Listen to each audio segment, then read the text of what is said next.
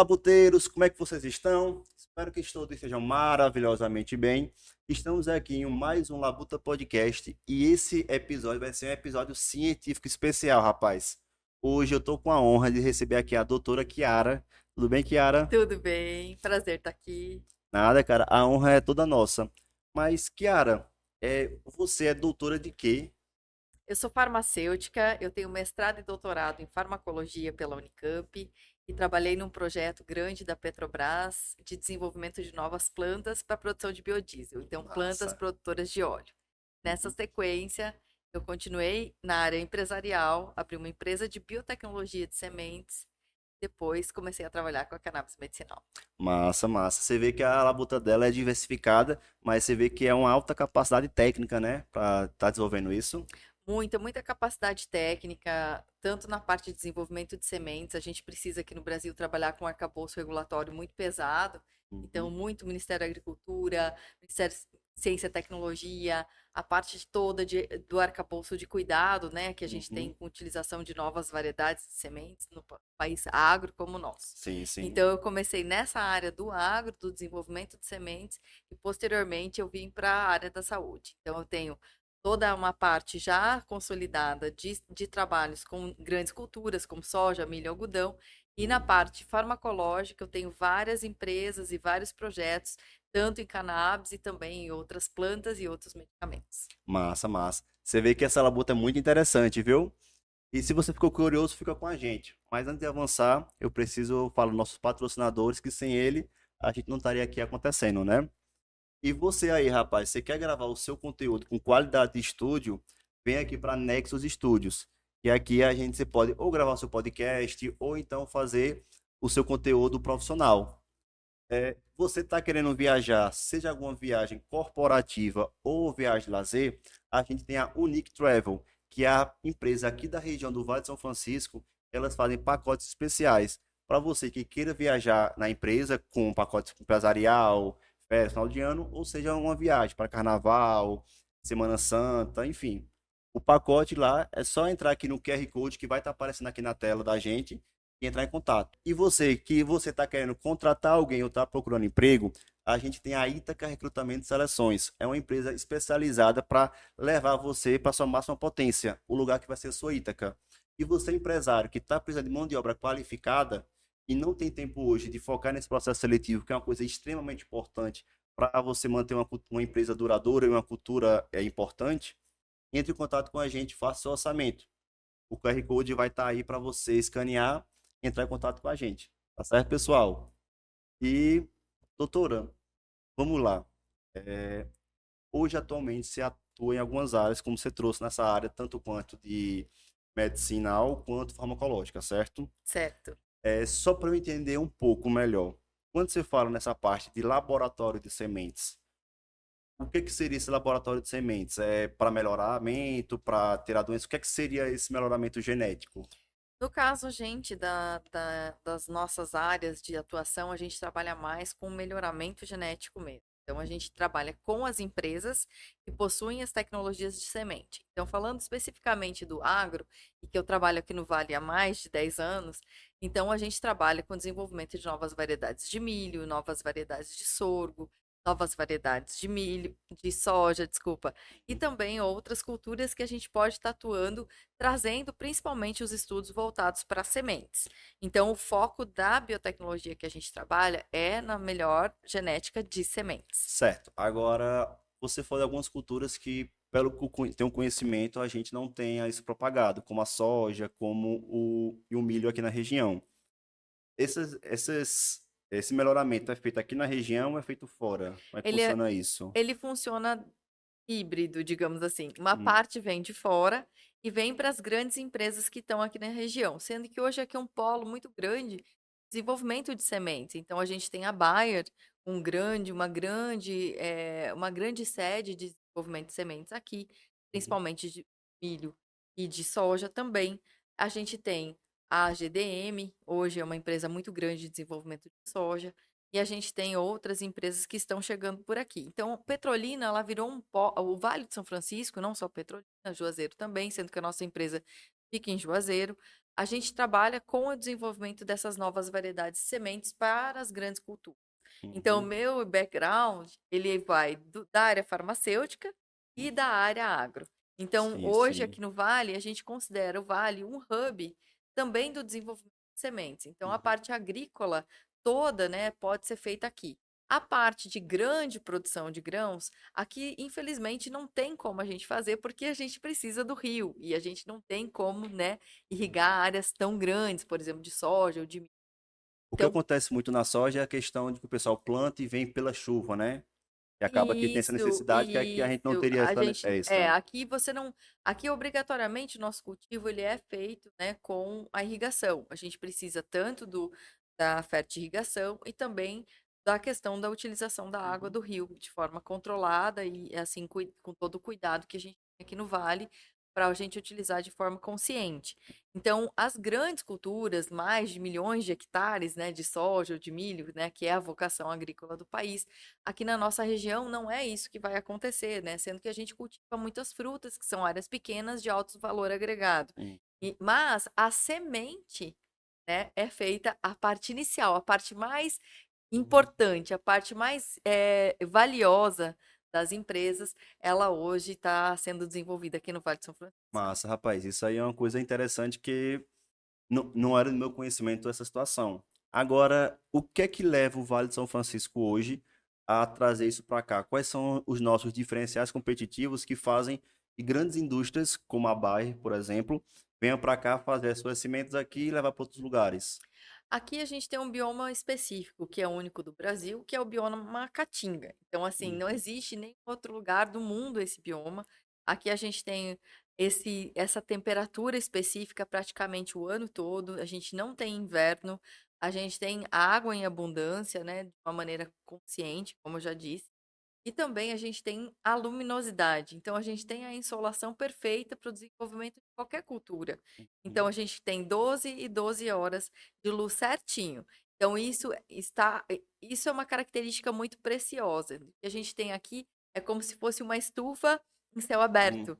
Então, a gente diz que isso é muito importante e hoje faz toda a diferença. Então, sementes muito difíceis de serem desenvolvidas fora, né, do país ou de outras regiões, a gente faz todos os testes aqui, porque tem uma estabilidade climática muito importante, que é muito importante para o desenvolvimento de qualquer planta. Então, pelo que eu estou entendendo, a região do Vale de São Francisco tem esse ponto de diferencial competitivo, onde essas variáveis que você trouxe, como clima, temperatura, chuva, luminosidade solar, tudo isso acaba que consegue ter uma região que favorece essas pesquisas. E Exato. acaba que, estrategicamente, no globo terrestre, essa região seja uma região propícia a isso. É uma região única. A gente não tem isso em nenhum outro lugar do mundo. O bioma Uhum, Caatinga, ele é único do Brasil. Então a gente não tem, por exemplo, a gente pode ter regiões muito parecidas, por exemplo, a região da Califórnia, sendo que os nossos canais de irrigação, né, foram inspirados, né, na uhum. região da Califórnia, da região dos Estados Unidos. E graças a Deus, né, foi um projeto incrível que trouxe todo esse benefício para o Vale. E eu acho que esse hub, né, de conhecimento do agro, de trazer as sementes, essa questão climática, só acontece aqui. Por isso que as grandes empresas de sementes do agro estão vindo para a Petrolina. Então, hoje a gente já tem de 4 a 5, tem 4 ou 5 grandes empresas que produzem sementes que já estão instaladas aqui e todas estão vindo para cá. Então, a Seja para questão aqui, para exportar, geral. aqui, não, aqui é simplesmente a parte mais importante das empresas, que é o inicial da semente. Quando nasce a principal semente de então a gente faz toda a parte básica aqui e depois essa semente sim vai para os grandes sementeiros, né? Então vai para as grandes regiões de produção de sementes para elas serem sacadas e depois vendidas para os produtores que cultivam grandes áreas de sementes. Você teria noção de mais ou menos quanto tempo leva para vou estudar e fazer o melhoramento de uma soja, por exemplo? Quanto tempo levaria do começo até o final de estar no cliente? Ou isso vai variar? Como é que funcionaria Se isso? for uma semente transgênica, né, que é uma forma de você melhorar, né? Hoje a gente tem várias tecnologias de transgenia, não é mais como antigamente, né? Então a O que gente seria transgenia? Só para. a- Eu sei que assim, a gente fala muito desse alimentos transgênicos e é, tudo, é, mas o que é que seria a isso? semente transgênica, ela recebe um gene de uma outra espécie Uhum. dentro dela para beneficiar aquela semente. Então, por exemplo, a gente tem um milho, né, que é resistente aos outros insetos. Então, a gente inseriu dentro daquela planta um gene que vem de uma bactéria do solo, por exemplo. Então, você coloca ela dentro daquele genoma e assim aquele milho se torna resistente. Quando a lagarta vai comer aquela planta, ela tem um gosto esquisito, digamos assim, falando de uma maneira muito simples, e aí ela não quer, então Acaba indo para outro canto. acaba mudando de cultura. E com isso a gente utiliza muito menos agrotóxicos, muito menos químico e a planta fica muito mais saudável. Hoje já tem uma outra forma de fazer a transgenia. A gente quase não tem mais usado, não se usa mais não insere mais genes de outras espécies dentro, por exemplo, do milho. A gente faz a edição gênica dentro da própria espécie. Então, a gente, com umas duas enzimas que foram descobertas há mais ou menos 3 a 4 anos atrás, que são as Recente, né? CRISPRs, a gente consegue cortar esse genoma com essas enzimas e avisar aquela planta que ela precisa ser um pouco mais resistente, que ela precisa ter um melhoramento em determinado Você gene. consegue hoje, com essa novas tecnologias e conhecimento da ciência, consegue induzir a ela a ir para um lado. Ah, você precisa, um exemplo, crescer mais. Aí você, ó, aqui você vai botando ali para gerar mais hormônio de crescimento, nessa linha. Exatamente. Ou eu preciso que você seja um pouco mais resistente à seca. Então, eu ativo genes que trazem mais resistência à seca. E eu não preciso mais inserir genes externos para dentro daquela planta. Então, antigamente, eu tinha muito medo, né? Que você misturava os organismos, né? Então, você colocava um gene de bactéria dentro de uma planta, todo mundo ficava com medo disso. E hoje está mais que provado que não tem nenhum malefício. A gente estuda há mais de 25 anos, 30 anos transgênicos, e a população só cresce, todo mundo só aumenta a longevidade, então não tem nenhum estudo que mostre o contrário. Uhum. Então, hoje já se produz medicamento, né, através de plantas, né? A gente consegue produzir insulina, por exemplo, através de plantas. A gente consegue Nossa. melhorar uma planta com vitaminas. Então, por exemplo, já existem transgênicos na África que melhoram, né? A população tem desnutrição e conseguem utilizar, por exemplo, um milho rico em várias outras vitaminas e proteínas que podem melhorar no desenvolvimento. Teve um livro que eu li um tempo atrás que ele chama, é até polêmico o título, né? Que é Agradeça aos agrotóxicos por estarem vivos. Que é justamente trazendo essa ideia de que a população vem crescendo cada vez mais e a necessidade por alimento se torna gerada de todo mundo. Então, como é que eu vou produzir mais, tendo mais gente e esses produção de alimentos? E aí vem uma das grandes revoluções, que foi justamente a questão de defensiva agrícola para proteger as safras e aumentar cada vez mais o ganho produtivo por área. Sim, E hoje o que eu vejo de discussão bastante é justamente quanto de limite é essa questão dos agrotóxicos que a gente vem trazendo, ou melhor falando, os defensivos agrícolas, né? E pelo que eu estou entendendo, do contraponto, também falam bastante dos alimentos transgênicos. Os alimentos transgênicos acabam que o pessoal fala, pode dar uma doença, pode dar aquilo outro. Só que eu vejo que sem eles a gente estaria bem pior em relação à fome e alimentação, certo? certo. A biotecnologia, ela trouxe só benefícios. Não tem Uhum. como hoje fazer uma agricultura de larga escala, como é o Brasil, sem ter o alimento, sem ter uma semente transgênica. É muito difícil, porque Uhum. se usaria muito mais agrotóxico, muito mais dificuldade de manejo daquela planta. Então, hoje a gente tem um cuidado muito Então, grande com a utilização tanto dos químicos e também da utilização das sementes. Então, hoje a gente não. Todo mundo pensa ou acredita que todo mundo quer utilizar mais químico. Ao contrário, ninguém quer utilizar mais químico. até porque também o químico é mais É muito caro. caro, não só por ser caro, mas ele também degrada o ambiente. Então a gente tem que ter muito cuidado com a utilização, né? Então, todo mundo quer reduzir. Então, uma planta que tem uma resistência maior, tanto aos insetos, principalmente por ser um país Uhum. tropical, né? Então a gente tem muita pressão de insetos. As lagartas, elas ficam resistentes aos químicos muito mais rápido do que o desenvolvimento de um novo químico. que demora Hum. lá 5, 10 anos. Uma lagarta, em 2 safras, ela pode se tornar resistente Ela àquele pode fazer uma químico. da árvore pode Mutação, aplicar, né? Aí ela para. muta e aí você perde aquela resistência. Então aí você tem que aplicar muito mais químico. E o Brasil tem uma legislação de muito controle de químico, né? Então a gente tem determinadas moléculas que a gente utiliza e que a gente só pode utilizar aquelas. Aqui no Vale é uma região com muita pressão, né? Todo mundo sabe, né? A gente tem muito inseto por ser muito Sim, quente. sim. E a gente tem pouca umidade, e ao mesmo tempo, quando você faz a E também, fertilização, a gente você também tem tem. muita produção, que acaba que, como tem mais produção, estatisticamente é mais fácil ter quando tem grandes áreas, né? E acaba que Exato. isso vai afetando. Vai. E também é muito mais, até nem só a grande produção, mas também a questão do nosso bioma, que é Uhum, muito característico e propício, né? Se você tem um semiárido, tá tudo deserto, e de repente você tem ali uma plantinha irrigada, forte, uhum. verdinha, o inseto vai querer ir para ela, Sobre água né? fresca, né? Exatamente. Então, assim, quando você avalia, né, a questão da utilização de sementes biotecnológicas. A gente sabe que isso, sem isso, a gente não teria chegado Uhum. a essa qualidade de vida que a gente tem, o desenvolvimento humano que a gente Sim, e o que falam muito que é esse desenvolvimento que vai salvar a humanidade de uma fome, porque é a fórmula secreta.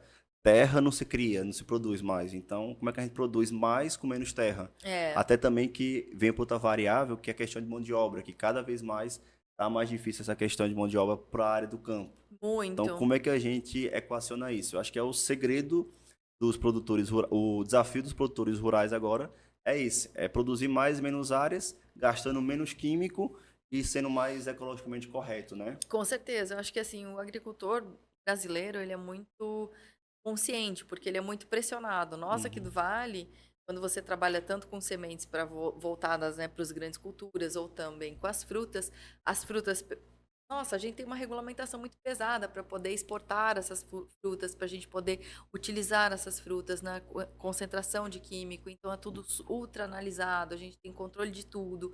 É muito um trabalho muito assim cuidadoso, né, para a sim, sim, qualidade, sim. principalmente para quando você vai ingerir. Você ingere, por exemplo, a manga, você come a uva, então tem todo um cuidado relacionado Uhum. à utilização dos químicos. Já o milho, a gente não ingere muito o milho diretamente, não é? E mesmo se for Tudo, ingerir o milho diretamente, vai ele já fazer um está processado, cozinhamento. exato. Então ali é um pouco diferente, né? Uhum. Então são plantas diferentes, mas que realmente a biotecnologia fez toda a diferença para a gente estar onde a gente está. E a gente Massa. está utilizando muito menos a área, muito menos a água. E justamente, por exemplo, quando você ativa genes de resistência à seca, então você pode, né, ter uma planta que sobrevive mais à região desertificada. Uhum. Então tudo isso é uma Favorece tecnologia. e volta para o Vale justamente poder se desenvolver e ser uma referência para o mundo todo, né? Sim, com certeza. A região do Vale de São Francisco vai ser o nosso futuro Vale do Silício brasileiro, É, né? assim acreditamos, porque eu sou uma defensora também de que estamos num lugar Uhum. muito especial. Massa. Outra coisa que você falou que eu achei bastante interessante no começo foi justamente a produção de etanol. Você fala que vocês também produzem, né? Seria aqui no Vale, seria fora? Como é que é esse processo de etanol? A gente não produz etanol, a gente trabalha com empresas que desenvolvem Ah, a sim, cana sim, sim, para sim. produzir o etanol. Então, hoje a gente tem muitos parceiros, né, que a gente trabalha com as pesquisas de cana-de-açúcar também, sendo que aqui no Vale a gente fez vários testes de variedades de cana e que são muito bem desenvolvidas e tiveram resultados muito importantes aqui na região do Uhum. Vale. E com isso elas conseguem uma maior produtividade depois na produção do etanol e também do açúcar. Massa, massa. Agora uma pergunta, quando você vai fazer pegando esse ponto específico do etanol, Uhum, certo?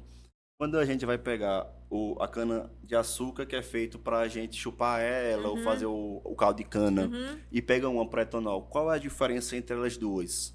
A biomassa. A do etanol, você. O que seria biomassa, para a- assim, para quem não entende? Quando você tem a cana, a gente tem várias variedades de cana. A gente tem Hum. várias espécies, digamos assim. Assim Então, como manga palma, manga toma, exatamente, Kate, também exatamente, tem. exatamente. Achei que cana era Então, tudo igual. não, existe a cana para biomassa, que daí é a cana, por exemplo, existe uma cana que a gente chama de cana energia. E ela só é utilizada para alimentar as fornalhas das usinas para produzir o etanol. Então, ela tem uma grande quantidade de biomassa. Ela não tem aquela parte que você consegue Entendi. mastigar e ter o caldo de cana. Então, ela é praticamente um isopor. Daí, ela é uma biomassa para você manejar as caldeiras. Já Uhum. as canas que são utilizadas, as variedades que são utilizadas para a produção de etanol, elas são muito ricas, daí precisa vamos falar assim, sem termos técnicos, então, do caldo daquela cana, e Uhum. realmente dali você vai fazer toda a fermentação para produzir o etanol. Assim também a cana para a produção de açúcar também precisa o caldo, né, para a gente fazer a produção depois da Então vamos lá. industrialização. Vamos lá. A cana para fazer o açúcar é um tipo e a cana da biomassa é outro. Seria isso, né? Exatamente. Aham. A cana do açúcar e do etanol é praticamente a mesma, e a cana de alimentação de fornalha, ou para fazer biomassa, para fazer, por exemplo, materiais, assim, como posso dar um exemplo, Compostagem, por exemplo. compostagem ou outro, ou materiais que são de fibra, como compensado, Hum, como outras opções, a gente utiliza daí a cana-energia. É uma cana que não tem aquele caldo, como a gente está acostumado a é bom, experimentar. rapaz. Um caldo de cana com pastel. Exatamente. É bom. É muito bom. Sim. E você falou que dentro desse trabalho que você vem desenvolvendo de genética, da parte de genética, né? Deixa eu só dar um passo para trás. Uhum. Só para deixar claro, assim, qual é o trabalho de um geneticista? O geneticista, ele tem um trabalho muito amplo, mas a gente sempre está olhando para a parte genética daquela planta. Então, eu vou falar especificamente do milho, vou dar um exemplo, um milho transgênico, um milho geneticamente modificado, ou simplesmente o cruzamento de variedades para você ter Uhum. uma variedade melhor. Não obrigatoriamente ela vai ser transgênica, ela vai ser uma variedade que você cruza para ter uma variedade melhor. Então, o geneticista, no meu caso, o meu foco da genética foi sempre no melhoramento do transgênico. Então, minha especialidade é trabalhar com as mudanças genéticas daquela planta. Então, eu sempre trabalhei tanto para a produção de medicamento, com alteração genética de células para a produção de medicamento in vitro, por exemplo, foi o meu trabalho de doutorado. Então, eu trabalhei com genes que produziam medicamentos para a hipertensão, né, são os antihipertensivos, digamos assim, e então eu manipulava geneticamente as células para elas produzirem medicamentos. Isso é uma forma também de atuação do geneticista. Já Uhum. nas áreas de planta, a gente também faz as alterações genéticas, no caso, para fazer um transgênico. Então, aí a gente insere genes, no caso do transgênico clássico, que seria a inserção de genes de espécies diferentes. Então, o milho tem um genezinho de uma bactéria que melhora a resistência ao inseto. Já hoje, atualmente, a gente trabalha com a edição gênica, então a gente não coloca nenhum gene dentro daquela planta e sim só avisa ela geneticamente que ela precisa produzir um pouquinho mais de vitamina, que ela precisa ser um Uhum. pouquinho mais resistente à seca. Então é um trabalho muito amplo que o geneticista tem, fora toda a parte de genética humana, e daí você trabalha, né, com os genotipagens, com a questão Que seria uma outra área, né? outra área que não é minha área específica, né? Que não Uhum. trabalho muito com a parte de doenças genéticas Agora, ou a parte de assim, mutações. eu pergunto isso que minha irmã, ela é médica e hoje ela faz residência em, não sei, é geneticista, não sei se chama isso. Genética humana, talvez? Não sei, ela faz residência genética, acho que Tá. é isso. Uhum, E aí, no caso dela, ela fez medicina, para fazer medicina, passou na prova de residência para uhum. poder atuar nessa área, para poder atuar nessa área humana. No seu caso, nessa área animal, quais são as formações para se tornar um geneticista? Na área animal, Animal barra, assim, eu barra não não, humana, digamos é isso, assim. eu falei animal, mas na minha cabeça Mas eu falei errado, eu era para não falar normalmente, animal, mas sim vegetal, se desculpa. vegetal ou humana, ou desenvolvimento farmacológico, ou até mesmo humana, né? A gente pode fazer, os médicos, eles seguem na questão na parte genética de residência, né? Então, eles estudam, né, mais o aspecto voltado para o desenvolvimento da genética humana, então a questão de mutações, a questão de doenças genéticas, a questão de hereditariedade. Então, ali ele Uhum. faz a residência. No meu caso, eu sou farmacêutica e no meu mestrado eu já comecei a Hum, trabalhar com genética humana. Foi o entendi. primeiro modelo que eu trabalhei. No meu doutorado, eu já trabalhei com genética farmacológica, que daí foi para Uhum. desenvolvimento de fármacos a partir de indução gênica. Já na parte da Petrobras, eu trabalhei com genética de plantas. Então, assim, eu consegui, por algum motivo na minha carreira histórica, né, foi acontecendo pela minha paixão por genética, Massa. eu fui conseguir juntar todas as três. Só a humana mesmo, a parte de doenças genéticas que eu realmente nunca tive a oportunidade, né? Hoje eu tendo só os pacientes de cannabis medicinal, Uhum. que daí tem muitas doenças genéticas que são beneficiadas com a cannabis medicinal. Massa, massa, isso. Gostei da linha. Agora, indo pro lado da Petrobras que você trouxe, foi justamente nessa parte de etanol que você foi desenvolvendo, né? Ou Não, na não? Petrobras a gente fez um trabalho de caracterização genética de plantas produtoras de óleo para biodiesel. Então não foi para o etanol, mas sim para o biodiesel. Então a gente fez a primeira caracterização de pinhão manso e a mamona, naquela época que teve a rede de bioprodutos da Petrobras. Então a gente caracterizou geneticamente essas plantas, a gente verificou todos os genes que eram compostos à expressão de cadeia produtiva do óleo. E aí também surgiu a minha paixão por plantas produtoras de óleo ou de resinas, que é o caso da cannabis. Que Então, isso foi a partir da Petrobras que veio esse desenvolvimento de conhecimento e a paixão por eu isso. acho que a cannabis ela acabou Massa. surgindo na minha vida durante um processo pessoal mesmo, né? Uhum. Quando eu fui acometida de uma doença que foi um adenoma cerebral. Então foi ali que a cannabis surgiu na minha vida. E daí ela me ajudou muito e foi por ali que eu conheci mais a cannabis no aspecto medicinal. Na época não se falava muito de cannabis. Isso a gente tá falando de quando, mais ou menos? Foi mais ou menos em 2014, por Uns aí. 10, Uns 11 anos, 10, mais 11 ou anos menos, né? atrás. Aham. Não tinha quase nada no Brasil. Desculpa a minha pergunta, mas eu não entendo muito bem dessa área médica. O que é que seria esse Os adenomas? adenomas, a gente tem vários tipos de cistos e tumores assim, desenvolvimentos anormais celulares, né? No meu caso, eu tive um adenoma e numa região do cérebro que causava umas perdas de visões e uma questão muito grande de deficiências hormonais, alteração do ciclo circadiano. E são cistos ou tumores benignos, eles não dão metástase, eles crescem, mas a gente consegue, em alguns casos, fazer cirurgia. No meu caso, eu não podia fazer cirurgia, porque estava uma região dos nervos ópticos, e eu não era responsiva, não tive a sorte de ser responsiva às dosagens normais de medicação.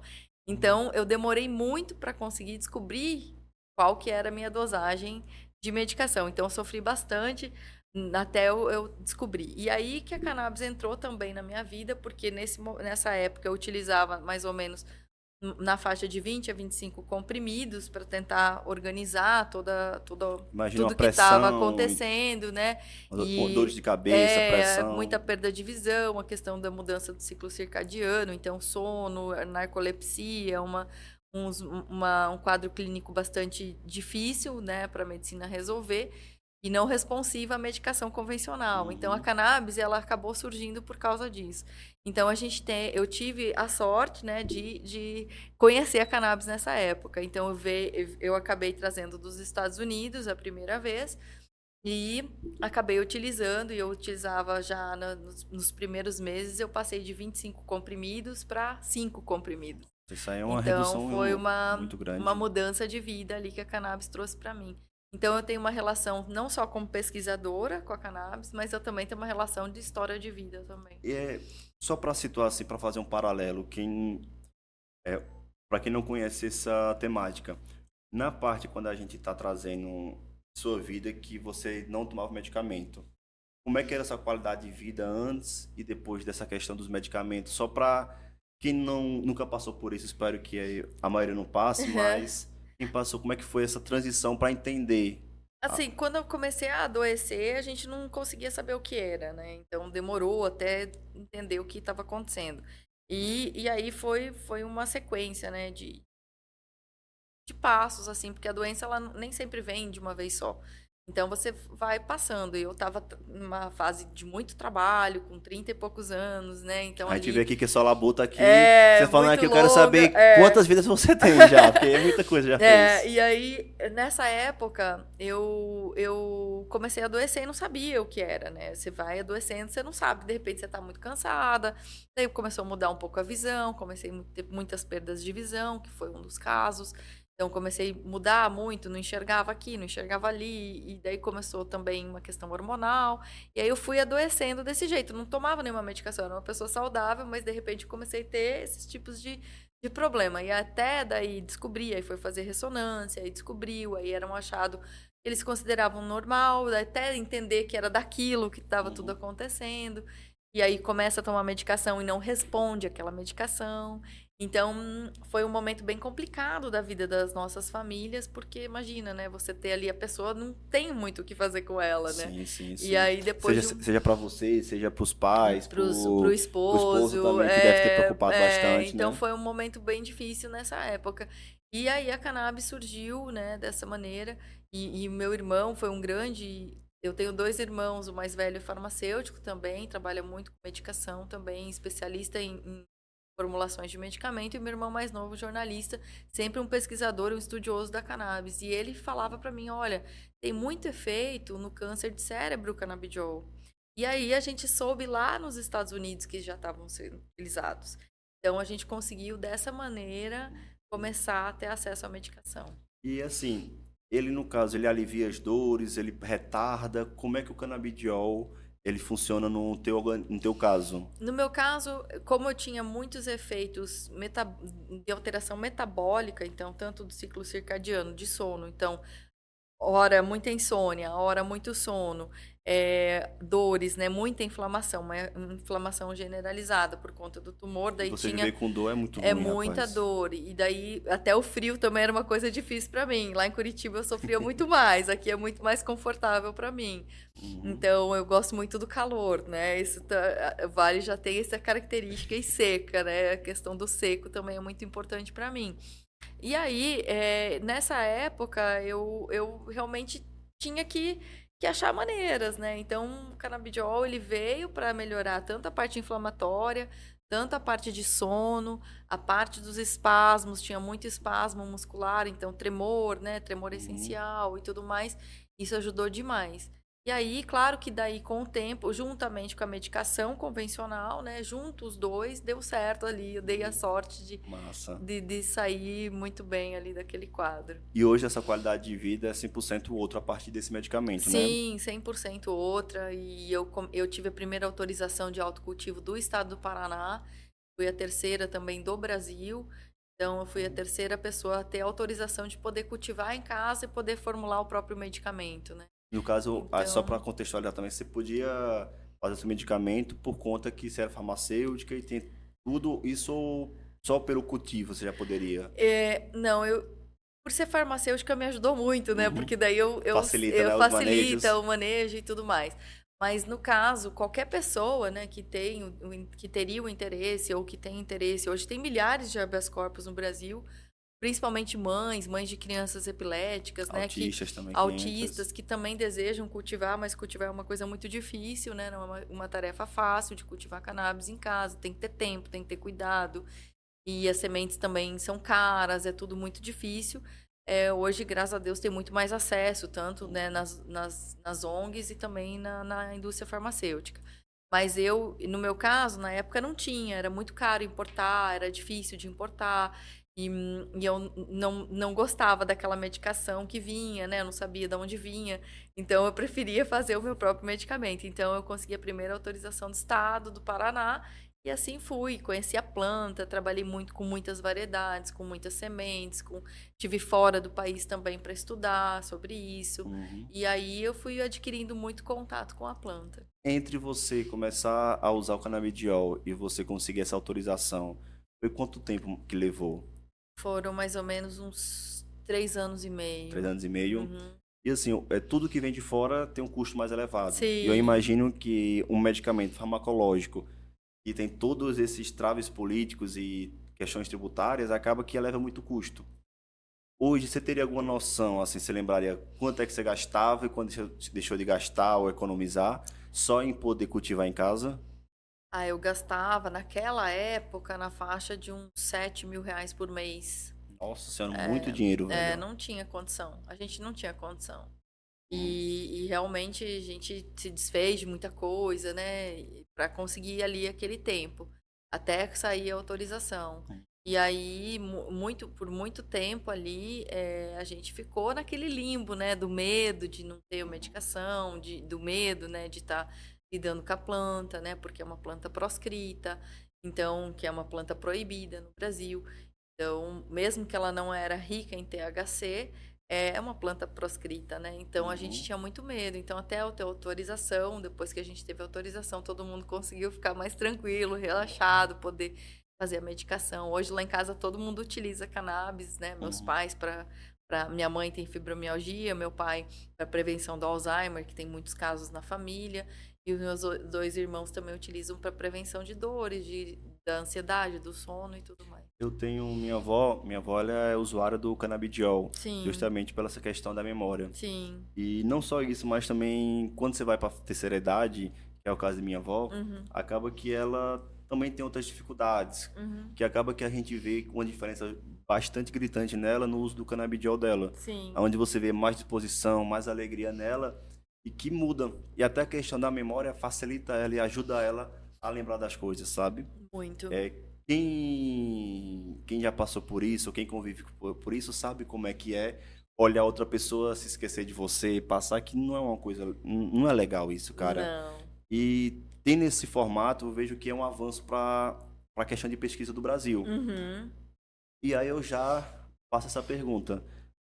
Entre você começar a cultivar e até você ir para laboratório, começar a tentar buscar a produção farmacológica de remédios canabidióis. Uhum. É isso mesmo? Canabinoides, Canabinoides. fitocannabinoides. Remédios Uhum. canabinoides. Como é Uhum. que é? Fitocannabinoides. Remédios É, fitocannabinoides. ou os remédios à base de cannabis ou os remédios à base de Os fitocannabinoides. remédios, eu gostei, são Fitocannabinoides. fitocannabinoides. Tudo que vem de planta é fito, Entendi, né? Então, entendi. os fitocannabinoides. Uhum. Então, dentro dessa trajetória, como é que foi o processo de conseguir começar a produzir, desculpa, a plantar aqui no Brasil? Deixa eu reformular minha pergunta. Uhum. O primeiro passo foi conseguir fazer a extração no Brasil, a conseguir a plantar no Brasil, dentro dessa trajetória que você está passando aí. Ah, eu Então, tive duas formas de trabalhar com a cannabis. A primeira foi a questão do pessoal, então uhum, do cultivo do medicamento para o uso pessoal. E aí minha autorização é um habeas corpus pessoal, um salvo-conduto preventivo, né, onde uhum, eu comunico às autoridades que eu estou utilizando uma planta que é proibida no Brasil para o uso medicinal e deixo aberto, né, a ele para saber tudo o que eu faço com aquela planta, eu comunico todas as minhas sementes, a quantidade de planta e tudo mais. Esse é um modelo que eu trabalho uhum. desde 2016, desde 2018, que foi o meu primeiro salvo-conduto. Certo. E, ao mesmo tempo, como empresária, eu tive sempre uma inquietude em relação a cannabis. Porque eu sempre entendi o seguinte: a gente tem uma planta que, sim, ela é proscrita porque ela tem altos níveis de tetrahidrocannabinol, que é o alto nível de THC. E a gente tem uma mesma variedade que ela tem baixo índice de tetrahidrocannabinol, que é a planta que a gente chama de cânhamo. Cânhamo. Cânhamo. Certo. Então, nós temos duas plantas, igual a uva roxa e a uva branca, igual a manga palmer e a manga Tome. tome. Então, a gente tem, tudo é manga. Então, nós temos a mesma questão, tudo é cannabis. Então, nós temos a cannabis com alto nível de THC, que tem o potencial entorpecente, que tem o potencial viciante, que não pode ser utilizado em adolescente, criança e tudo mais. E também na questão do uso recreacional, que é utilizado a alto nível de THC.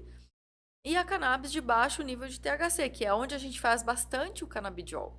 Então, assim, todos os fitocannabinoides extraídos com base em canabidiol, eles são normalmente feitos dessas plantas derivadas do cânhamo. Então, eu me questionava, eu pensava assim, bom, tudo bem, eu concordo de você ter a proibição de uma planta que tem altos níveis de THC, porque ele é entorpecente, viciante e realmente Uhum. perigoso, né? Tem que usar com cuidado. É, já a planta que não tem o THC não fazia muito sentido eu não poder utilizar.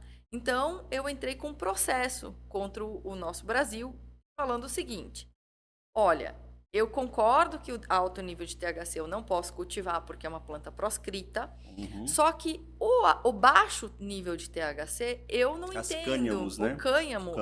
cânhamo, ele não faz sentido eu não poder cultivar, visto que ele é cultivado livremente nos Estados Unidos, livremente não, mas é cultivado com autorização especial nos Estados Unidos, no Canadá, na Europa, na Seguindo as Austrália. regulamentações, eles podem ser Seguindo a permitidos. regulamentação, principalmente o uso medicinal. Então, todos os países, em sua maioria, eles começaram com o uso medicinal. Então, eu tinha essa inquietude. Eu falava assim, não é possível que eu não possa cultivar o cânhamo. E eu tenho que importar essa medicação, eu tenho que importar esse insumo, né? Hoje o Brasil Se tornando cada vez mais um mais medicamento mais caro, e gerando... deixando menos pessoas ter acesso ao medicamento que pode salvar vidas. Exato, e trazendo a riqueza para outros países, né? Uhum. Porque você pode importar esse medicamento, mas você paga lá fora. Você não gera imposto aqui, você não gera emprego aqui, você não gera desenvolvimento de aqui e tudo mais. Então, Gera pesquisa também. nada, é muito, muito difícil. E aí eu entrei com esse processo, foi em 2018 também. Uhum. Então, ao mesmo tempo que eu tive o salvo-conduto de autocultivo, eu entrei com esse processo contra o Brasil, que seria contra a Anvisa, os órgãos regulamentadores. E após 7 anos de processo, que foi em novembro do ano passado, a nossa empresa, então, realmente conseguiu a primeira autorização de cultivo do Brasil. Então, vou repetir aqui, primeira autorização de cultivo de cannabis medicinal do Brasil foi para a nossa empresa. Então, é um marco regulatório da cannabis. Então, nosso nome já está lá na história da cannabis medicinal do Brasil e a gente realmente fica muito feliz, né, de estar hoje contribuindo para a história da cannabis medicinal no país. Sim, sim. Eu vejo que acaba que com esse avanço entra uma grande gama de possibilidades que vem trazer para a gente como Brasil. O primeiro ponto é a questão do emprego. Então, no momento que, como você bem trouxe, a gente exporta esse medicamento fora, a gente está deixando dinheiro fora. Hoje a gente tem os belgas, que eles são os maiores farmacológicos e tudo lá. Então, lá acaba que, pô, vai ficar só com eles? A gente é um país que tem altas sementes, altas plantas, Tecnologia, e não tem esse aproveitamento. Então, cara, eu vejo que isso é uma possibilidade de um mercado que o mundo ainda está desbravando, que a gente, como uma região de agricultura, a gente pode pegar esse protagonismo e gerar mais renda para o Brasil. Sim. Agora, isso tem que ter toda essa regulamentação que você trouxe, que não foi do dia para a noite. Quase 7 anos, né? Foram quase 7 anos de processo. 18 a 2019. É isso, foi 2019, desculpa. Eu entrei. 19? Foi 19, foi até 24. Então, 6, né? 6 anos, isso. Mas eu comecei a desenhar o processo em 2018. Então, levou um tempo a construção desse processo. Foi um processo de muita análise, porque eu tive que utilizar muito a minha parte técnica do que eu entendo de planta em contenção, principalmente pensando em biotecnologia de sementes, né? A gente tem uma regulamentação muito pesada no Brasil. Então, eu fiz muito baseado nisso, sendo por isso que eu acredito que o processo também se destacou, né, com o Superior Tribunal de Justiça, né, chegar num Quem deu aval foi o STJ, né? Foi o STJ, então o Superior Tribunal de Justiça. E a gente entende, quando você tem uma situação dessa, onde o Superior Tribunal de Justiça pega um processo e ele instaura um mecanismo que se chama incidente de assunção de competência, que incidente de assunção de competência, que só tem 16 no país, então o meu foi o 16º, que é uma ferramenta jurídica que fala o seguinte: nós temos uma questão social. As pessoas estão com dificuldade de ter acesso a esse medicamento. Todo medicamento é importado. Todo o insumo para fazer esse medicamento é importado. Toda a cadeia produtiva não fica dentro do Brasil. A maior parte do dinheiro que é utilizado na cadeia produtiva do canabidiol, dos fitocannabinoides, desse medicamento, fica fora do país. Então, o que o STJ entendeu? Que o Brasil, sim, estava preparado, né, para começar a fazer essa verticalização da cadeia. Então, ela usou a ministra Regina, que é uma mulher incrível, muito corajosa, né, de ter pego um processo como esse, um processo difícil de cannabis, né, que não é simples, e realmente instaurar essa ferramenta. Então, hoje, nós conseguimos a primeira autorização E agora a gente aguarda a Anvisa trazer a regulamentação.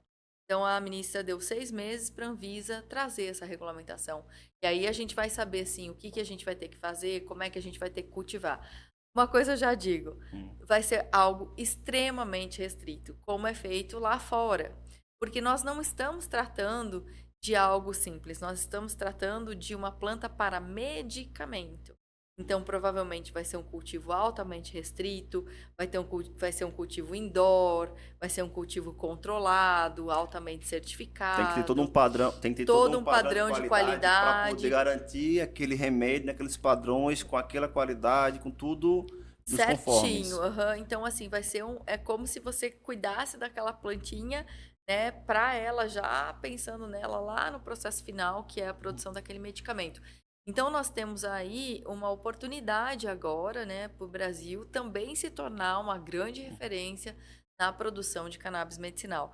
Aí eu Nossa. recebi, a partir desse momento, muitas ligações. Olha, doutora Chiara, eu queria plantar aqui na minha chácara, eu queria plantar aqui na minha soja, eu queria fazer rotação de cultura. E eu expliquei, não, gente, nesse primeiro momento é um cultivo provavelmente muito controlado para fins medicinais, Eu acredito até para liberar assim vai demorar algumas décadas, talvez, não sei. pro industrial, né, digamos, para um cultivo outdoor, né, com um pouco Hum. mais de liberdade, eu acredito que vá alguns Só para anos entender, ainda. indoor seria o quê? Nas Dentro daquelas estufas, estufas todas aí outdoor controladas, seria campo seria aberto, tipo a campo manga aberto, tipo a hoje. manga e a uva. Ah, Aham. pronto, O entendi. indoor é 100% dentro de uma estufa. Uhum. Mas não é uma estufa de plástico, né? A gente tem aquelas estufas plásticas. É uma estufa que a gente chama GMP, que é uma estufa específica que ela é toda fechada, num material diferente. Você não pode ter acesso, tem fluxo de ar negativo, né? Tem controle de Uhum. tudo. Entendi. Tem que ter todo esse padrão para garantir a qualidade e também a segurança para que essa finalidade não seja perturbada. Exato, exatamente. Perturbada é a minha palavra? É que se essa não seja desviada a finalidade. Então, Isso. assim, o objetivo é que toda aquela planta seja Uhum. dirigida para a produção do medicamento. Então, pelo que eu estou entendendo, hoje aqui no Vale a gente ainda não tem a plantação. Está esperando sair a regulamentação da Anvisa para o Cânhamo, né? Cânhamo ela medicinal. seja liberada, É certo? isso. Aham, você pode falar, para ficar mais fácil, que as pessoas não conseguem falar muito a palavra cânhamo, você pode falar cannabis medicinal. Pronto, cannabis medicinal, A que até minha cannabis, língua presa também, aí a acaba cannabis atrapalhando. medicinal é mais fácil porque é uma cannabis com 0,3% de THC, que é o tetraidrocannabinol, então ela não tem potencial entorpecente, viciante, E pode a ser lei, utilizada em e a criança. lei estipula isso, que tem que ser até Sim, 0,3. sim. A lei já fala e ela já traz as regulamentações. Então, por exemplo, não é qualquer cannabis, não adianta plantar Uhum. uma cannabis e achar que você vai ter CBD, que é Não o vai, canabidiol. não pode querer enganar também não, porque não dá Não, porque a certo. Anvisa ela vai auditar o seu cultivo. Uhum. Ela vai analisar todas as etapas do seu cultivo.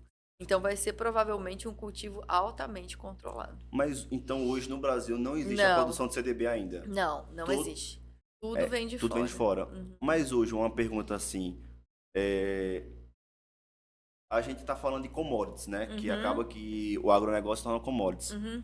Indo para o lado de mineração, a gente tem o minério de ferro, que a gente pega o minério de ferro, minera ele e manda para a China devolver para a gente, no caso, lâminas de aço, por exemplo. Uhum.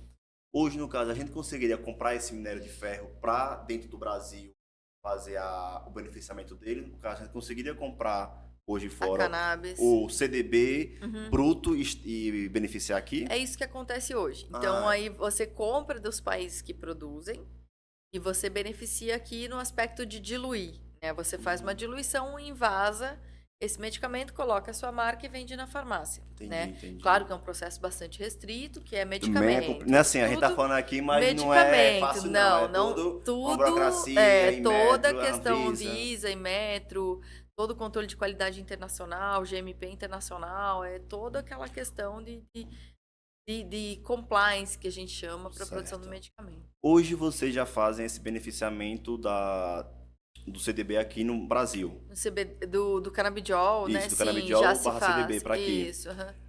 Com essa mudança da lei, trazendo para cá o plantio, Uhum. qual é a expectativa de redução do preço no mercado? Ou pelo menos na revenda, vou chamar assim. Em Ah, termos de porcentagem. vai reduzir bastante, acho que mais de 30%. Então, uma redução muito grande e também acreditamos que a gente vai ser um grande país produtor. Porque a gente não, pensando numa cadeia produtiva, num país tropical, uma região que tem muita luz, como a nossa, falando especificamente aqui do Vale, você tem sim um ganho, né, na produtividade muito grande. E o mercado interno brasileiro é muito grande.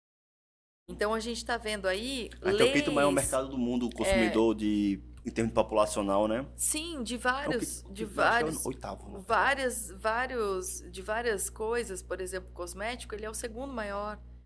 Então ele ultrapassa os Estados Unidos, né? Então assim, depende do setor, você é sempre vai ser um grande mercado, um país com Uhum. 220 milhões de habitantes. E Agora, além da população, a gente tem também um lado que é o tamanho do Brasil continental, onde a exato. gente consegue ter um exemplo no Rio Grande do Sul, Uhum, vou dar aqui um exemplo, a uva. A sim. uva no Rio Grande do Sul é muito conhecida pela questão de vinhos, por Uhum, conta que eles precisam das condições climáticas para produzir. sim. Já aqui no Vale, não, a gente consegue ter a fruticultura irrigada. Sim, aí sai ganhando muito, Isso. né? Aham. Também tem essa diferença no Na canabidiol, cannabis? na Sim, produção do sim. clima. A questão climática ela não vai impactar tanto porque ela vai ser no indoor. Ah, Então ela se vai controla. acabar sendo controlada. Então aqui é mais Mas melhor que aqui se controla mais fácil, mais barato. exato. Por exemplo, se eu cultivar lá em Curitiba, eu vou ter que aquecer a minha estufa em algumas épocas do ano.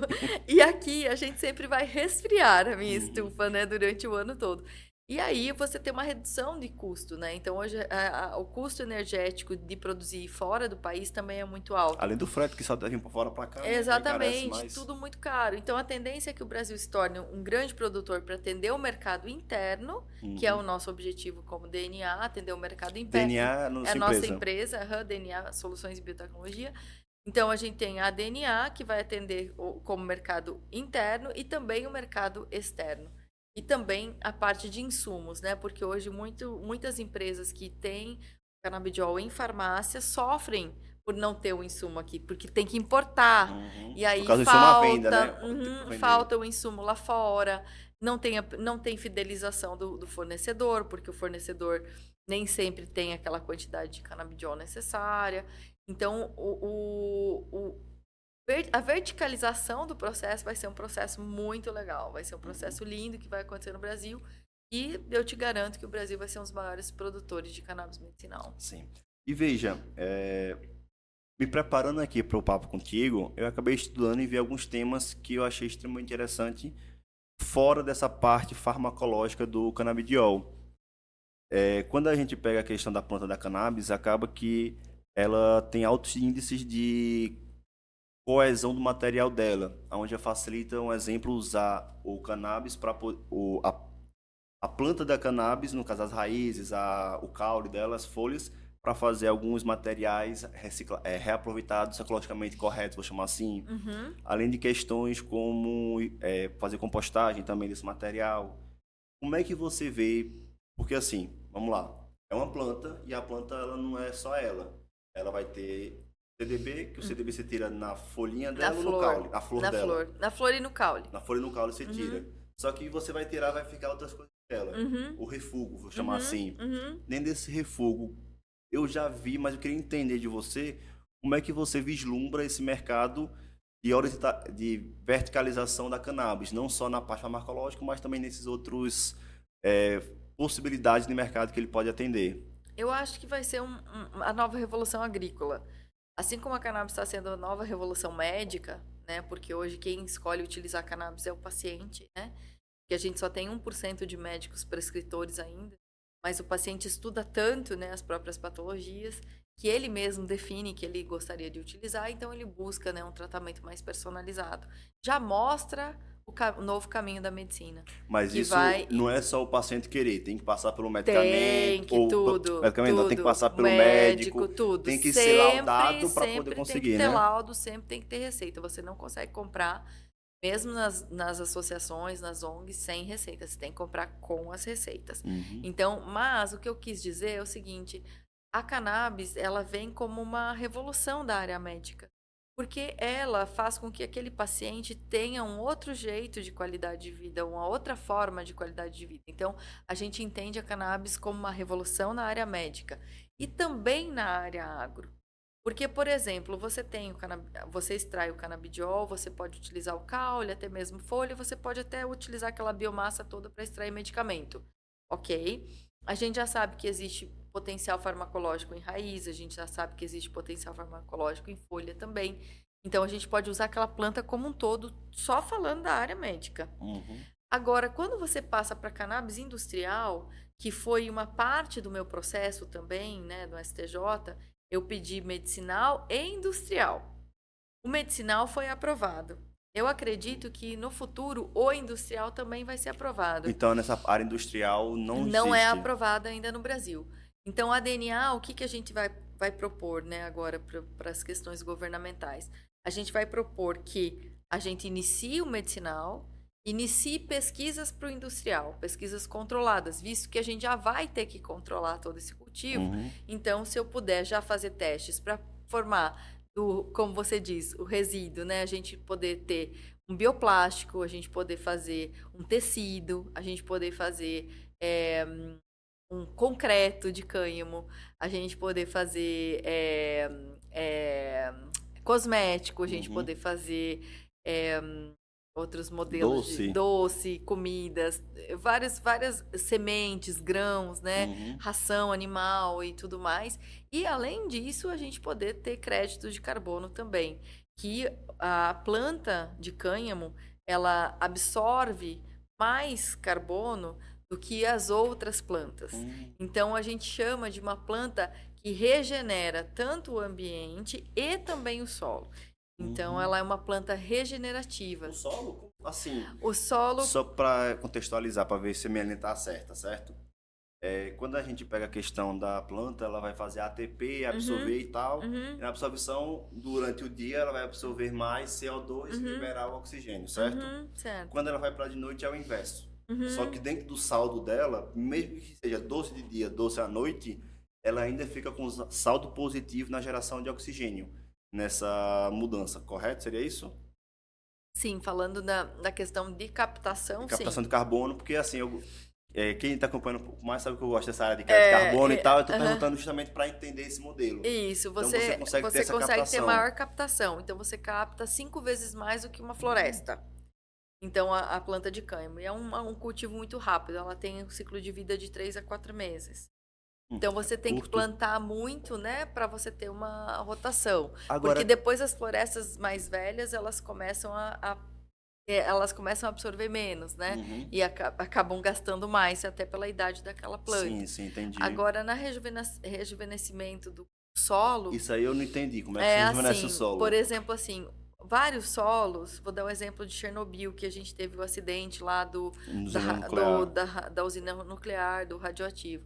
Eles utilizaram muito cânhamo para a limpeza desse solo, porque a cannabis, ela absorve tudo que você colocar no solo, inclusive metais pesados, questões radioativas. Ela é uma planta de limpeza de solo. Então, para a rotação de cultura, é uma planta perfeita, porque ela vai limpar e depois você vai fazer a moagem dela, né, no próprio solo, você vai enriquecer com a questão orgânica. Então, solos contaminados, por exemplo, acontece um acidente, por exemplo, como aconteceu em Chernobyl, aconteceu um acidente com químico, alguma coisa. Um exemplo, um aterro sanitário desativado. Ela regenera 100% aquele solo. Caraca, então, ela é uma agora. planta muito completa, é uma planta incrível da gente trabalhar.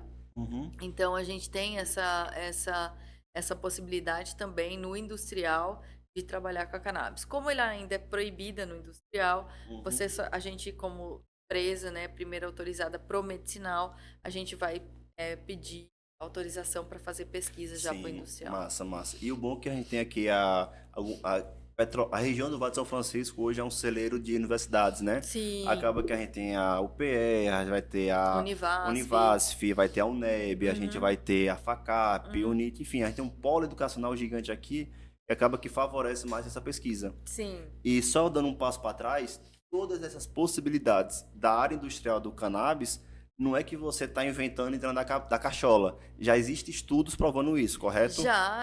Então Já é. existe muito estudo, assim, por exemplo, a China, ela é a grande produtora de cânhamo do mundo. Uhum. Então, ela já tem tecido, ela já tem alimentos, ela já tem papel, ela já tem... o cânhamo ele pode substituir o eucalipto, por exemplo. Então, Massa assim, isso. a China está muito à frente nas alternativas de Uhum. cultura. Por exemplo, o algodão é uma cultura muito cara, muito difícil de você trabalhar, porque a gente tem o bicudo, que é um inseto que destrói a planta. E acaba tendo que utilizar muito químico, então é um cultivo difícil. E o cânhamo poderia ser uma super cultura para a gente poder substituir, por exemplo, algodão e produzir tecido, Sim, né, do sim. cânhamo. E assim, rapaz, eu ainda tô voltando aqui na minha cabeça e pensando a respeito dessa recuperação do solo, porque Sim, realmente eu achei muito interessante isso. Eu até gostaria depois de de alguns materiais seus, porque eu gosto dessa área de resíduos e tal. Eu vejo que é uma boa, talvez futuramente, uma solução ambiental até para melhorar o ecossistema no meio ambiente da gente, porque sim. a gente precisa de ter um ecossistema mais verde, a gente Uhum. precisa revitalizar. A gente tem que ter um ecossistema ESG, né? Ciclado, né? A gente tem Uhum, que produzir e utilizar todo o ecossistema para ele ciclar. E se a gente desequilibra esse ciclo, você acaba daí complicando o outro uhum. setor, né? Sim, Então a sim. gente tem essa necessidade de ter esse ciclo produtivo. E o Uhum. cânhamo ele vai ser com certeza a nova revolução industrial, porque ele traz todos esses benefícios. Sim, sim. E hoje, assim, pegando a minha área de formação, que é engenharia civil, hoje a gente pega que o setor da construção civil é um setor extremamente oneroso para o meio ambiente da gente. Ai, desculpa. É, sim, eu vejo que o setor da construção civil é um setor extremamente poluente. E quando a gente Uhum. vai para a área de tecido, tecido, em termos isoladamente, é um dos maiores problemas que a gente tem na atualidade. A gente tem um grande problema nessa parte de gerenciamento de resíduos, que é a destinação final do resíduo. Então, pô, como você está trazendo, é muito complicado essa geração, esse ecossistema desse formato. Então, no momento que você tem uma nova solução de, pô, em vez de um algodão, que é uma cultura assim, assim, assado, tem uma nova possibilidade que tem todos esses ganhos, você começa a ter uma revolução que está trazendo no ecossistema em geral. Indo desde a área do setor de construção civil, que é um setor enviesado, engessado, há não sei quantos anos, também um setor de tecido, até que quem gosta aí do YouTube vê aqueles vídeos chineses, o pessoal fazendo, que é um setor muito antigo nessa sociedade. E aí eu olho aqui para a região do Vale de São Francisco e penso, pô, beleza. Agora, como é que o Vale de São Francisco, com esses grandes ganhos positivos que você está trazendo, não, não, não focando só na genética, que a gente já focou um pouco no começo, mas sim na parte do cannabis medicinal, como é que você enxerga, assim, essa evolução que vai ocasionar aqui na região? Você vê que sua expectativa é que tenha uma barreira, que não tenha? E como é que você vê essa situação? Eu vejo o Vale muito evoluído. Acho o Vale incrível. Porque aqui a cannabis, tanto a medicinal quanto a industrial, assim, a gente nunca vai ter, como eu te falei, milhões de hectares plantados aqui, Uhum. porque a gente não tem essa Não tem possibilidade por causa condição. da irrigação. Mas toda a pesquisa e desenvolvimento, toda a pesquisa e desenvolvimento da semente de cânhamo, eu quero desenvolver aqui. Eu quero que aqui seja um hub de conhecimento do cânhamo medicinal, do cânhamo industrial, que é a cannabis, né, com baixos níveis de THC. Eu vejo o Vale com toda essa vocação e o Vale muito aberto no aspecto de novas culturas, de novas possibilidades. Aqui nós temos pessoas muito para frente, eu sinto assim, e há Pessoas nordestinos arrojados. um desejo de crescer, de melhorar, né? Então, assim, eu me sinto muito acolhida aqui no Vale e vejo esse olhar muito aberto em relação à cannabis Uhum. medicinal e ao cânhamo industrial. Eu acho que nós temos a vocação, né, do desenvolvimento tanto das sementes quanto do produto final, principalmente o medicamento. E na parte industrial, provavelmente a parte ali do inicial, da semente. Porque, gente, para a gente ter depois no futuro industrial, a gente vai ter que ter semente, a gente vai ter que Uhum. semente para plantar. Então, essa Volta aquela semente, cadeia. eu sonho que. Eu não só sonho, eu vou batalhar muito para que Uhum. seja a Vai pra primeira labuta, semente né? aqui do Vale, né? Então, Massa. vai ser uma coisa que a gente acredita muito. É, doutora, uma das coisas também que me chama a atenção é que isso aí é um tema que, em uma sociedade como a nossa, é um tema que o pessoal chama de tabu. Então é um tema que não é todo mundo que quer conversar, tem um receio pela sociedade como um todo. E pegando você como uma mulher, não desmerecendo antes disso, mas eu imagino que seja mais difícil você nessa área de pesquisa como doutora e também pelo esse lado de mulher e pelo tema que prejudica mais, eu vou dizer nesse sentido. Como é que você enxerga isso para você? Esse fato de você ser mulher, estar na área da ciência, afetou, não afetou? Como é que foi essa tua jornada nisso? Eu acho que na área da ciência não foi tão pesado, porque na ciência a gente tem muita mulher. Mas na área do empreendedorismo foi muito pesado. E empreender também no agro foi muito pesado. Só deixar um beijo aqui para minha amiga cientista Léa. Um beijo, Léa, eu sei que você vai assistir, viu? A parte do empreendedorismo, ser mulher, ser liderança E nesse no agro. aspecto, e no agro, porque a cannabis, no frigir de tudo isso, né, ela Uhum. é agro, é cultivo, é produção de planta, é produção de planta para exportação, é produção de planta para medicamento, é produção de planta para produzir tecido, é produção. Então, ser mulher nesse ambiente extremamente masculino não é fácil, principalmente nas lideranças. Então, eu senti muita resistência, né, muita dificuldade, né, de posicionamento, até um pouco de fechamento de portas, né, aqui dentro do país, no aspecto de um olhar, né, mais machista, né? Ah, eu queria estar no lugar dessa mulher, ela é mulher, eu queria ter eu feito isso, eu ter conquistado isso ou aquilo. Mas eu nunca baixei a cabeça, faz muitos anos, né? Mais de 13 anos que eu trabalho no agro, num setor que tem muita mulher lá dentro das pesquisas e Uhum. desenvolvimento, muita mulher lá dentro dos laboratórios e da parte ali, né, do fazer, mas muito poucas mulheres como CEOs de empresa, muito poucas mulheres no decisivo, até mesmo nas palestras, né, que eu olhava e via muitos homens nas mesas Uhum. e muita mulher nas mesas quando se tratava de tecido e se tratava da moda. Uhum. Então, na parte do industrial, na parte do medicinal, tinha muito homem na mesa. Já na Sim. parte de tecido, da moda, aí a mulher era colocada lá. Então, eu senti um pouco falta disso, e também as próprias mulheres não apoiam as mulheres, o Brasil tem essa característica, né? A gente tem. Mas eu tive Uhum. muita sorte de ter nesse caminhada com a cannabis muitas pessoas importantes e mulheres que me apoiaram muito. E realmente não é fácil ser mulher num país como o nosso. Mas eu Sim, tô sim. aqui para mostrar que nenhuma mulher deve desistir dos sonhos, não só Uhum. por questão de saúde, mas também por questão de um tema, né, tão sensível como é a cannabis. E só para situar também, hoje a DNA, você é a CEO da DNA. Você também Isso, ocupa esse cargo de CEO. sim, Então, você vê que você não está desbravando só na justiça as coisas, mas também nesse mercado de empreendedorismo nesse feminino, mercado. Exatamente. onde eu fico feliz em ver isso, até porque dentro da minha casa, meu pai empreendeu nato, minha mãe sempre ajudou também, mas meu pai tem mais esse tato. Nisso acabou que todas as minhas irmãs, elas acabaram sendo empreendedoras, seja do ramo da alimentação, seja fazendo uma loja de pijama, ou seja fazendo o seu empreendedorismo.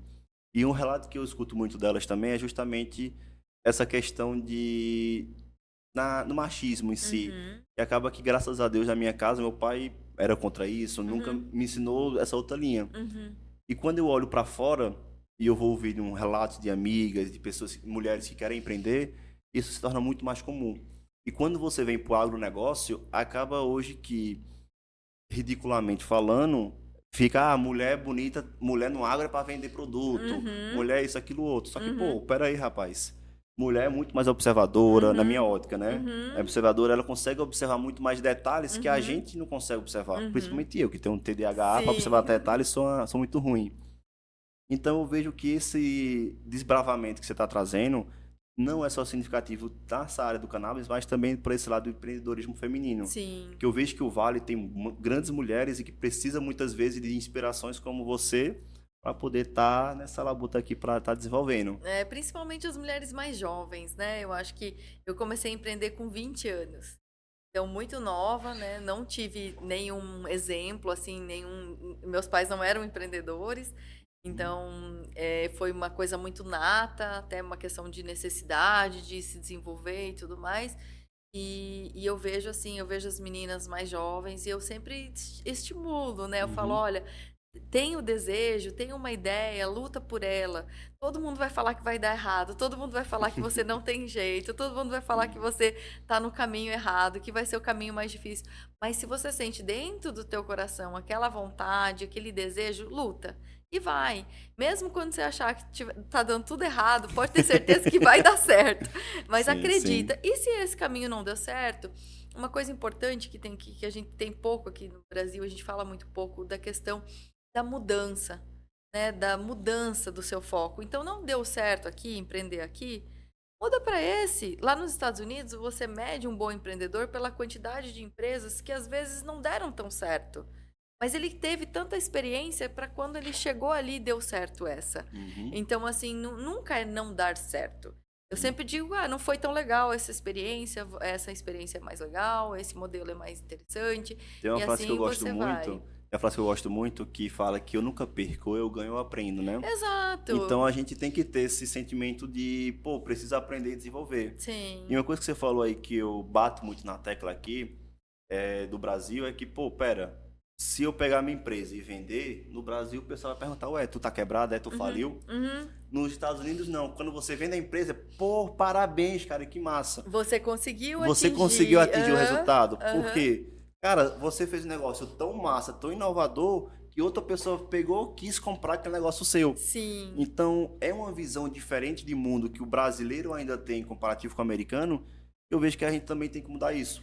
E é olhar o fracasso de um outro formato. Exato, porque há uma cobrança aqui no Brasil de tem que dar certo a todo E custo. não pode errar. Não pode errar. E não existe Você não pode isso. testar, não pode arriscar. Não Tem existe que ir pelo seguro, pelo isso. certo. Bora Aham. fazer concurso público. Exatamente, né? Aí a máquina pública fica pesada, né?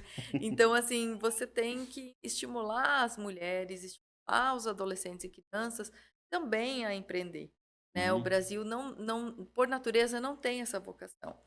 Então, ser mulher e do agro, empreender no agro é muito difícil. Não é para qualquer mulher, né? Tem que ter o desejo de estar lá, tem que gostar, né, do agro, tem que gostar daquele ambiente. E Porque até a assim, pressão que o próprio agro faz, se é, você ele não é, aguentar e tiver é cunhão, difícil e ele. assim você vai sofrer muito aquela coisa de, né, da questão da rotina, né? Porque os homens realmente ali no campo, né, ali na questão física são muito mais fortes.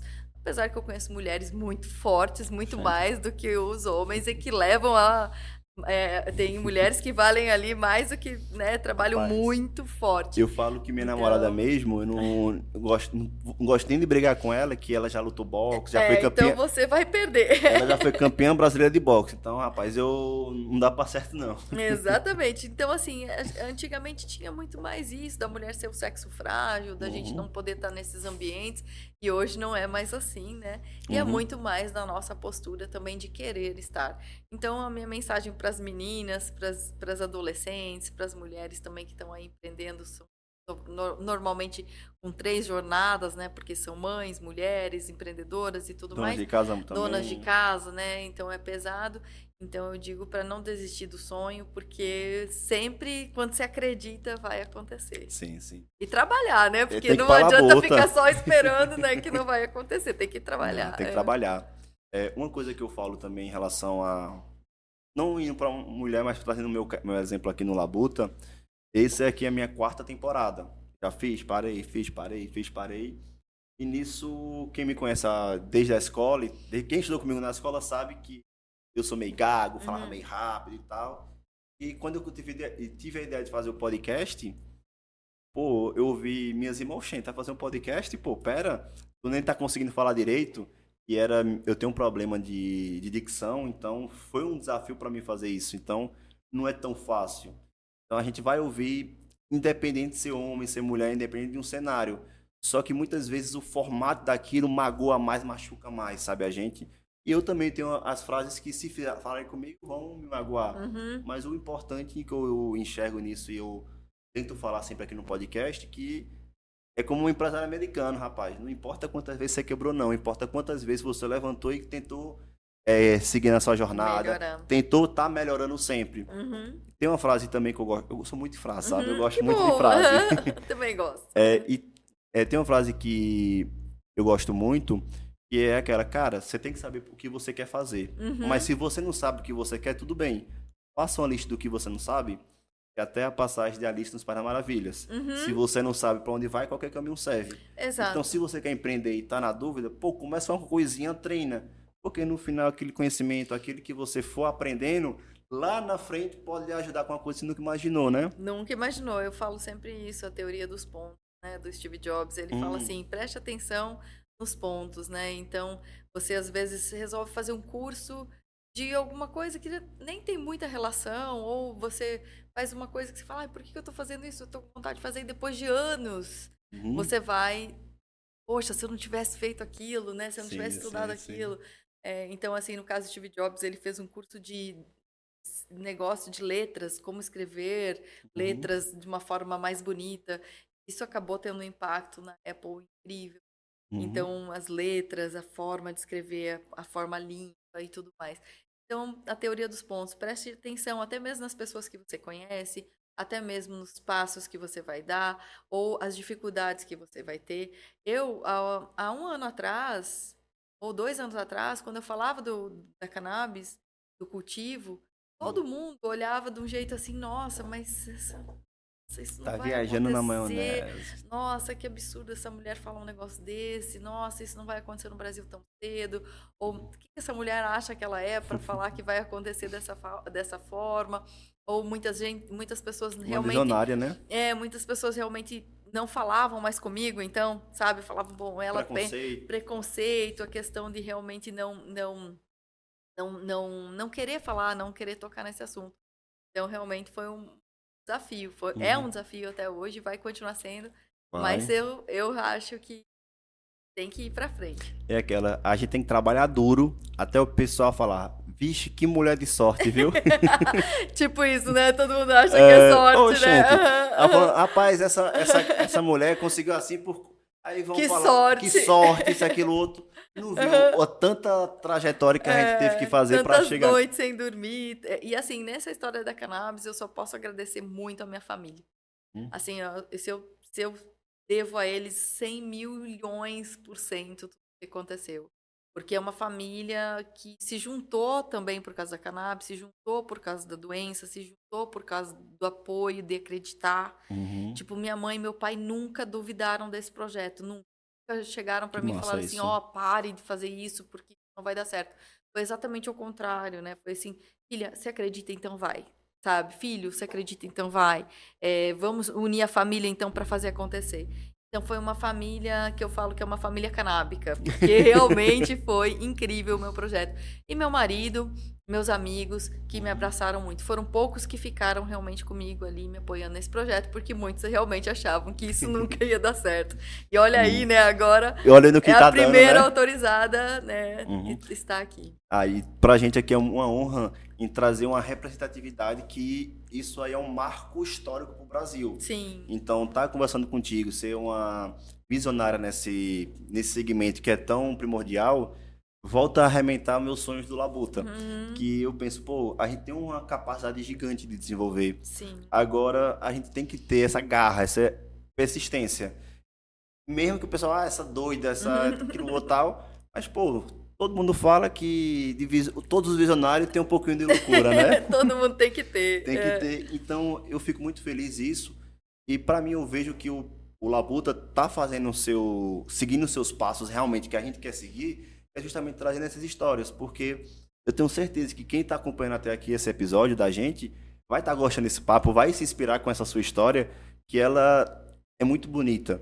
Seja pelo trabalho, seja pela luta, ou seja pelo que você já passou, ou vai vir a passar ainda. Sim. Então eu vejo que o nosso foco aqui é tentar fomentar e divulgar tirar as pessoas do sofá, sabe? Da zona de conforto. Pô, o Vale de São Francisco tem um grande potencial. Agora, esse potencial não vai ser explorado sozinho. Não vai ser o sol que vai botar aqui e vai nascer um pé de uva maravilhoso. Tem que ter estudo, tem que ter pesquisa, tem que ter labuta para isso, né? Muita labuta. Eu acho Muito. que, assim, você também está de parabéns pela iniciativa. Eu acho que fico feliz de ver os jovens, né, estarem aqui à frente, batalhando, olhando, superando os próprios limites. Hoje eu vejo os jovens também muitos retraídos, né, de tipo, eu tenho esse problema, então eu não vou fazer isso, e assim se tornam colocando empecilhos, né? reféns, daquele problema, e vão se auto-sabotando, e no fim não vão para frente, se deprimem, e não entendem a oportunidade que tem, né? Então eu fico feliz, agradeço um monte o convite, foi lindo, adorei conversar com você, conhecer mais aqui o Labuta. Pode contar comigo o que você quiser, diversos assuntos, você sabe que eu tô aqui para vocês. Sim, sim. Tô aqui no Vale, sou uma defensora do Vale, acredito muito no Vale. E realmente, se depender de nós dois, né, a gente vai transformar isso aqui no Vale do Silício, né? Vamos pra Labuta, rapaz. E não importa quem fale que não, porque a gente não para, a gente segue em frente. Rapaz, teve uma frase que eu vi recentemente, que era justamente isso. A gente tem que focar, a gente tem que gastar nossa energia no que faz sentido. Então, pô, se o cara tá dizendo que a sua ideia, se aquilo é ruim e tal, pô, pera, também você não vai ouvir e ficar surdo com a sua ideia igual a tampada de burro. Você tem que ouvir, tem que entender. Mas, pô, se não fazia sentido, esquece. Não deixa se abater por essas coisas ruins, não. Vamos embora e vamos para a labuta. Exatamente. Veja, Kiara, a gente tá chegando aqui no fim, tá, doutora? Quero lhe agradecer muito pelo papo. Obrigada. Agora, quem quiser lhe encontrar, quais são as suas redes sociais? Quais são o seu arroba? Olha, eu uso muito o LinkedIn, né? Eu sou bem mais velha que você, né? Então, eu uso muito o LinkedIn. Então, Kiara Cardoso, podem me procurar por lá. Tem o meu Instagram, que é Kiara Cardoso, também, @Kiara Cardoso. Podem me procurar também por lá. E eu acho que são as duas redes que eu uso mais, né? Certo. Então, no LinkedIn eu posto muito a parte de artigos científicos, eu converso um pouco mais já com o empresariado, né? Uma rede muito mais voltada para o LinkedIn, um público é diferente, né? É muito diferente. E no Instagram eu converso mais da minha rotina, coloco ali muito mais a minha rotina diária e faço um pouco mais, falando um pouco mais como né? Trabalhar com a cannabis e também ser farmacêutica e tudo mais. A gente está agora com o LinkedIn, com o Instagram da DNA, que é DNA Soluções de Tecnologia. A gente vai estar colocando Depois eu aqui, vou tá mandar certo? certinho para vocês colocarem aqui.